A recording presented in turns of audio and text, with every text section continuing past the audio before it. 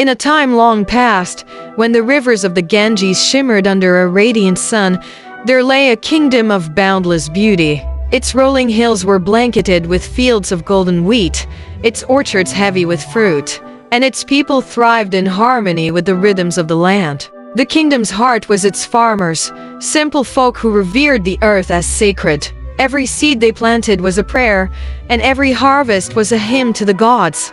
They believed deeply that the land would provide as long as they remained faithful to its care, and so they worked tirelessly, offering their devotion in the form of labor. But this kingdom was ruled by Raja Vikrant, a man whose soul had long been corrupted by the poison of greed. Though his coffers were filled to bursting with wealth stolen from the land and his palaces shone with the light of 1,000 jewels, Vikrant knew no peace. Every year, he demanded more grain, more gold, more from the people who toiled under the burning sun. His greed had grown insatiable, and his rule became synonymous with suffering. Vikrant's counselors, eager to stay in his favor, constantly whispered in his ear, feeding his delusions. They spoke of how the gods had blessed him with divine rights, how he was destined to claim all that his eyes could see, and how the land's riches existed solely for his taking. Blinded by their flattery and drunk on power, Vikrant believed he was untouchable. Yet, even as he ruled with an iron fist, he was never truly content. Each night, when the palace fell silent, the king found himself tormented by dark dreams, visions of the earth crumbling beneath him, of shadowy figures grasping at his feet, pulling him down into the depths. And still, the more he took from the people, the more restless his nights became. The farmers of the land were not blind to their suffering. They felt the weight of Vikrant's taxes, the ever-increasing demands, and the brutality of his soldiers who patrolled the fields like vultures circling their prey. Yet they did not succumb to despair. Instead, they sang. Their songs, passed down from one generation to the next, were anthems of hope, of belief in a world beyond the king's cruelty. They sang as they sowed their seeds, as they watered their fields, and even as they endured hunger and hardship. Though their backs bent under the weight of the yoke, their spirits never broke. To outsiders, their faith seemed unshakable, almost incomprehensible. "How can you still believe?" travelers would ask, witnessing their impoverished conditions. The farmers would simply smile and say, "The gods see everything. Even the darkness must yield to light in time." One year, the kingdom was struck by a great drought. The skies, once so generous with rain, turned an unrelenting blue. The rivers that had once nourished the land shrank to mere trickles, and the earth became dry and cracked. Crops withered in the fields and famine loomed. Vikrant, unmoved by the suffering of his people, demanded that the farmers pay even more taxes to compensate for the shrinking yields. His soldiers, under strict orders, took the last of the grain, leaving the farmers with nothing but dust. Still, the farmers sang. Desperation crept into the kingdom like a plague. Families starved, the young grew weak, and the elders passed away quietly, one by one. Vikrant, however, remained secluded in his palace, far from the suffering of the people. He believed his power protected him, but even within the marble walls, he could not escape the consequences of his greed. Each night, the king's dreams became more vivid, more terrifying. The earth in his visions opened up beneath him, pulling him into an abyss where voices, thousands of them, cried out for justice. He would wake, drenched in sweat, but dismiss the dreams as the price of greatness. The drought dragged on for months, until one fateful day when Vikrant decided to make an example of the farmers. "If they will not give what I ask, I will take it by force," he declared. His ministers, fearing his wrath, dared not protest, and so a decree was sent forth. The soldiers were to seize whatever remained of the farmers' harvest. Vikrant himself rode out to the villages, his chariot flanked by an army, determined to break the farmers' will once and for all. As he arrived at the largest farming village, he expected to see despair and submission, but instead, he found the farmers gathered in the village square, singing. Their voices, though weary, filled the air with a strange and powerful harmony. They sang not of sorrow but of hope.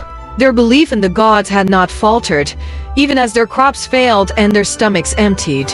The king was enraged. "What foolishness is this?" he bellowed. "You starve, yet you sing? You have nothing, and still you believe your gods will save you. Your faith is worthless." At the center of the group stood Arjun, an elder farmer known for his wisdom. His face, lined with the marks of a life spent under the sun, was calm and unafraid. He stepped forward and bowed respectfully before the king. "Raja Vikrant," he said, his voice steady, "we sing because we have not lost hope. The gods may test us, but they will never abandon us. You, who have taken so much, cannot understand that true wealth is not in what you possess, but in what you believe." Vikrant laughed cruelly. "Your gods have given you nothing. Look at your fields dead, like your foolish dreams. Your faith has brought you to this ruin. Now give me what remains, or I will take it from your hands." Arjun met the king's gaze without flinching. "You may take what little we have left, but you cannot take our belief. The gods are watching, and in their time, they will act."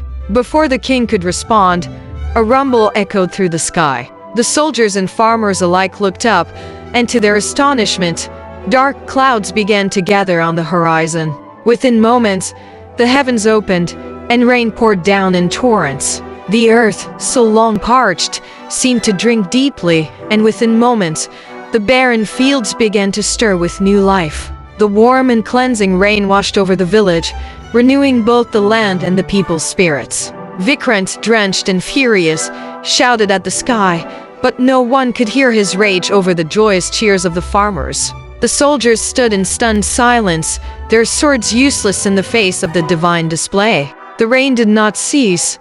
It fell for days, replenishing the wells, reviving the crops, and turning the kingdom green once more. The farmers knew that the gods had heard their songs and answered. Vikrant, however, felt the weight of his crimes pressing down on him like a crushing boulder. His greed, his cruelty, and his endless hunger for more had brought him nothing but misery.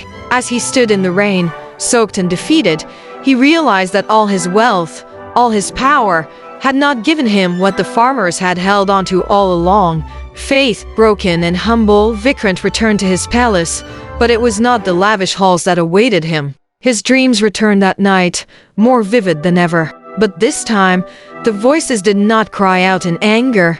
They whispered of redemption, of a chance to change. The once mighty king, now stripped of his illusions, woke with a new understanding. The next morning, Vikrant rode back to the village, not with soldiers but alone. He kneeled before Arjun and the farmers, tears streaming down his face, and begged for their forgiveness. "I was wrong," he confessed. "I took from you, but I gave nothing in return.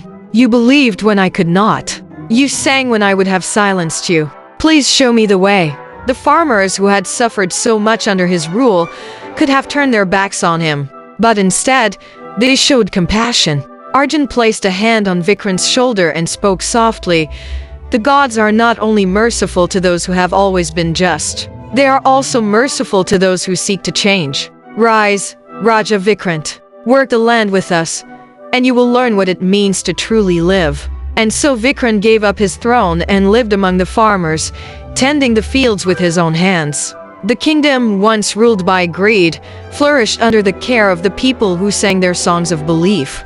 The rains returned, the crops grew bountiful, and the land healed. Vikrant, once tormented by restless nights, finally found peace. The songs of the believers echoed through the valleys, carried on the winds, a reminder that no matter the hardship, no matter the darkness, belief in something greater could bring forth miracles. And so it was, in the end, that the greatest wealth of the kingdom was not in its gold or grain, but in the unyielding faith of its people. As the story of the once greedy king who found redemption among the farmers comes to a close, we're reminded of the power of belief in the face of hardship.